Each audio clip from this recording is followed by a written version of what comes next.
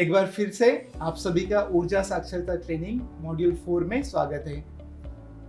पिछले मॉड्यूल में देखा कि ऊर्जा की इकाई क्या होती है और इस मॉड्यूल में हम देखेंगे कि ऊर्जा की टोटल कितनी मात्रा का हम उपयोग करते हैं। जो ऊर्जा का हम उपयोग करते हैं वो सिर्फ बिजली नहीं है, पेट्रोल भी है, डीजल भी है, एलपीजी भी है और भी बहुत कुछ हम ऊर्जा का उपयोग करते हैं। तो ऊर्जा की टोटल कितनी मात्रा का हम उपयोग करते हैं ये इस मॉड्यूल में हम सीखेंगे। तो चलिए इस पर विचार करते हैं, टोटल कितना करते हैं और कैसे हिसाब लगा सकते हैं। क्या आम आदमी इसका हिसाब लगा सकता है? क्या आप इसका हिसाब लगा सकते हैं कि आप अपने जीवन में कितनी ऊर्जा का उपयोग करते हैं? सब मिला के, पेट्रोल को जोड़ा जाए, डीजल को जोड़ा जाए, बिजली को जोड़ा जाए, गैस को जोड़ा जाए, सब मिला के क्या आप अपनी ऊर्जा की कितनी खपत है इसका अनुमान लगा सकते हैं। चलिए इस पर विचार करते हैं। मैं आपको बहुत ही सरल तरीका प्रस्तुत करने वाला हूं ताकि आप खुद एक कर सकेंगे, आराम से कर सकेंगे। तो बिजली कहां से आती है और कैसे नापती है तो हमने देख ही चुके हैं।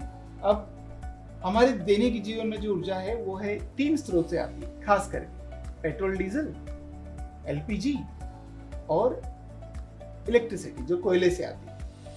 ये 3 स्रोतों से हमारे पास ऊर्जा आती है। हम इन सभी से नापेंगे क्योंकि ऊर्जा सब में है, तो सभी को हमें नापना पड़ेगा। यदि हमारे उपयोग का टोटल ऊर्जा का हिसाब लगाना है तो सभी से ऊर्जा को हमें नापना पड़ेगा। कैसे नापेंगे चलिए देखते हैं। बहुत सरल बताता हूँ। एक तो जैसे हर देश की अलग अलग मुद्राएं होती है, रुपया है, डॉलर है, पौंड है, तो हम क्या करते हैं, ये सबको एक दूसरे में परिवर्तित कर सकते हैं। तो $1 70 रुपया हो गया, 1 पौंड 80 रुपया हो गया। इस तरह से अलग अलग देश की जो मुद्रा है उसको हम एक दूसरे में परिवर्तित कर सकते हैं। ठीक उसी तरह से हम एलपीजी में जो ऊर्जा अलग नापते हैं, पेट्रोल डीजल में ऊर्जा को अलग नापते हैं, बिजली की ऊर्जा को अलग तरीके से नापते हैं, परंतु हम सबको आपस में परिवर्तित कर सकते हैं और एक सिंगल इकाई में हम परिवर्तित कर सकते हैं और उसका हिसाब लगा सकते हैं, जैसे कि मुद्राओं को परिवर्तित करते हैं। कैसे? उदाहरण के लिए एक एलपीजी सिलेंडर में कितनी ऊर्जा होती है? एलपीजी सिलेंडर हम कैसे लेते हैं? हम तो वजन से लेते हैं, 14 किलो का आसपास होता है, परंतु उसमें ऊर्जा कितनी होती है? 14 किलो तो वजन हो गया, ऊर्जा कितनी होती है? ऊर्जा कैसे नापते हैं? किलोवाट आवर में नापते हैं, यूनिट्स में नापते हैं, ये हमने देखा। सारी ऊर्जा जो चाहे पेट्रोल की हो, एलपीजी हो, सबको हम यूनिट्स में नाप सकते हैं, किलोवाट आवर में नाप सकते हैं। तो पहला प्रश्न है कि एलपीजी में कितनी ऊर्जा होती है? तो बहुत सरल है। जो एलपीजी की जो वजन होता है वो करीब 14 किलोग्राम का उसमें गैस होता है, 14.2 किलोग्राम का, पर सामान्यतः हम मान के चले 14 किलोग्राम का उसमें गैस होती है। और 1 किलोग्राम की जो गैस होती है उसमें कितनी ऊर्जा होती है? तो 1 किलोग्राम में जो 1 किलोग्राम एलपीजी होती है उसमें 14 यूनिट के बराबर ऊर्जा होती है। तो देखो एक्चुअली 13.7 होती है, परंतु याद कैसे रखेंगे? 14, तो 14 किलो वजन और 14 यूनिट बिजली, है ना। 14 किलो तो पूरी गैस का वजन और 1 किलोग्राम एलपीजी गैस की 14 यूनिट बिजली, इसके बराबर उस पर ऊर्जा होती है। तो टोटल ऊर्जा कितनी होगी एक टंकी में? 14 गुणी 14, दोनों को गुणा करेंगे, 14 किलो से 14 यूनिट का गुणा करेंगे तो क्या आएगा उत्तर? 196 यूनिट्स। 196 यूनिट बिजली के बराबर की ऊर्जा एलपीजी के सिलेंडर के अंदर होती है। हम याद रखने के लिए 200 याद रख सकते हैं कि एक टंकी में 200 यूनिट बिजली के बराबर की ऊर्जा होती है। देखो है ऊर्जा, यूनिट में नाप लिए, तो बिजली हम नाप सकते हैं यूनिट में, और गैस में कितनी ऊर्जा उसको भी यूनिट में नाप सकते हैं। ये हमने एक कन्वर्शन का तरीका देख लिया। और क्या? डीजल पेट्रोल का उपयोग करते हैं तो 1 लीटर पेट्रोल या डीजल में कितनी ऊर्जा होती है ना। ये पेट्रोल और डीजल भी अलग अलग तरह का होता है, थोड़ा थोड़ा अलग होता है, तो उसमें थोड़ा सा परिवर्तन आ सकता है।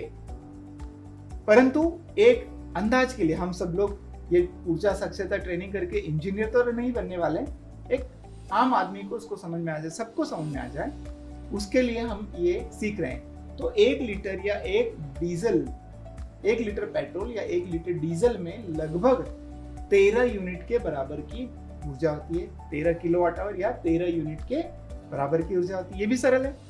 तो 1 लीटर पेट्रोल मतलब 13 यूनिट बिजली, 2 लीटर पेट्रोल मतलब 26 यूनिट बिजली, है ना सरल। इस तरीके से हम क्या कर सकते हैं, सारे ऊर्जा जो उपयोग करते हैं गैस के रूप में, पेट्रोल डीजल के रूप में, बिजली के रूप में, सबको एक यूनिट में कन्वर्ट करेंगे। कौन सी यूनिट में? किलोवाट आवर में टोटल कर लेंगे तो हमारे ऊर्जा कितनी खपत होती है इसका अंदाज लग जाएगा।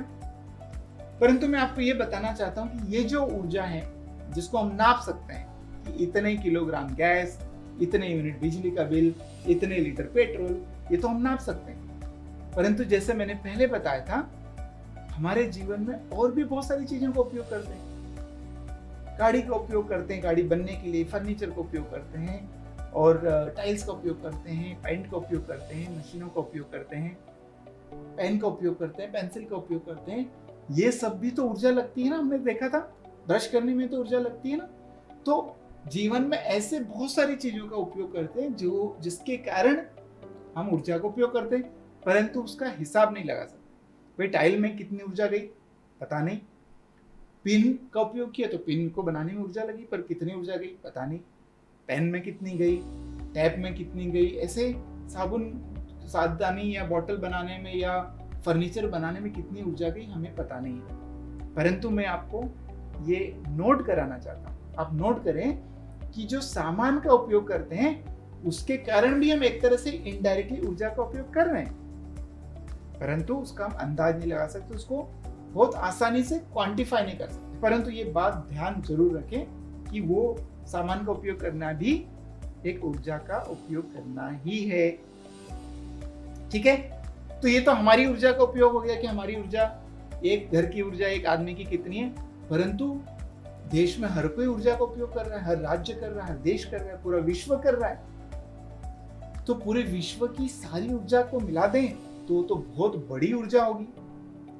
तो सामान्यतः क्या होता है कि हम इंडिविजुअल व्यक्ति की जो ऊर्जा की बात करते हैं तो किलोवाट आवर में नापा जाता है, परंतु जब देश की ऊर्जा की बात करते हैं, देश की ऊर्जा की खपत बहुत बड़ी होती है, तो देश की ऊर्जा की जब बात करते हैं तो उसको टन्स ऑफ ऑयल यूनिट में नापा जाता है। किसमें? TOE, टन्स ऑफ ऑयल के बराबर की बिजली या टन्स ऑफ ऑयल के बराबर की ऊर्जा। तो जब देश की ऊर्जा को नापना होता है तो टन्स ऑफ ऑयल में नापा जाता है, और दोनों का संबंध है। 1 टन ऑफ ऑयल की जो ऊर्जा होती है वो कितने बराबर होती है? 11,630 किलोवाट आवर के बराबर होती है। या 1 टन जो होता है, 1 टन ऑफ ऑयल, एक टन ऑयल में जितनी ऊर्जा होती है लगभग किसके बराबर होती है? 11,630 यूनिट्स के बराबर होती है। तो देश की ऊर्जा नापना हो तो बहुत आसान है, हम किस में नापेंगे? टन्स में नापेंगे, TOE में नापेंगे।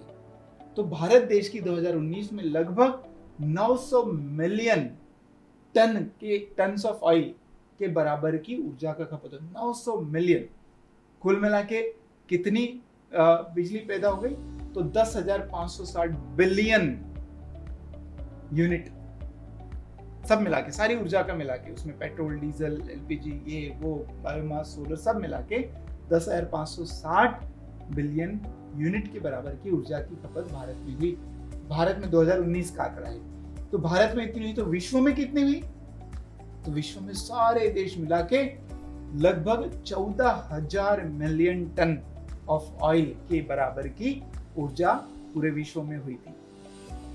ये बहुत बड़ा नंबर है। तो 14,000 मिलियन टन एक साल में, इतनी ऊर्जा की खपत पूरा विश्व करता है, और ये बहुत बड़ा नंबर है, और ये चिंता का विषय भी है।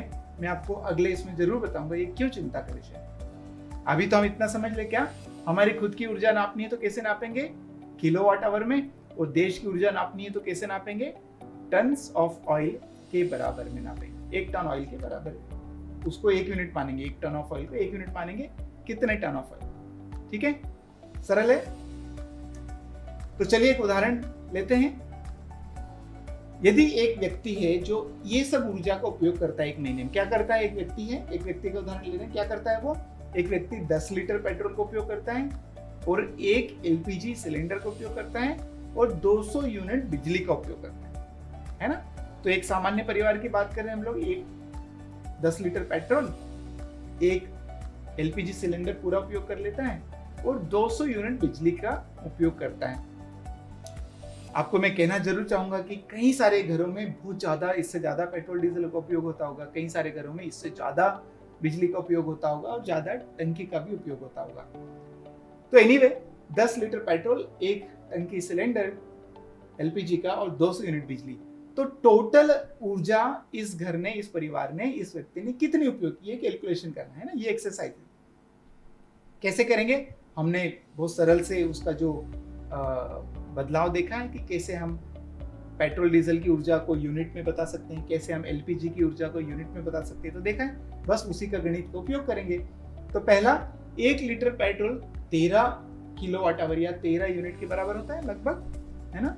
तो 10 लीटर पेट्रोल मतलब क्या? 13 गुणित 10, 130 किलोवाट आवर। सरल है।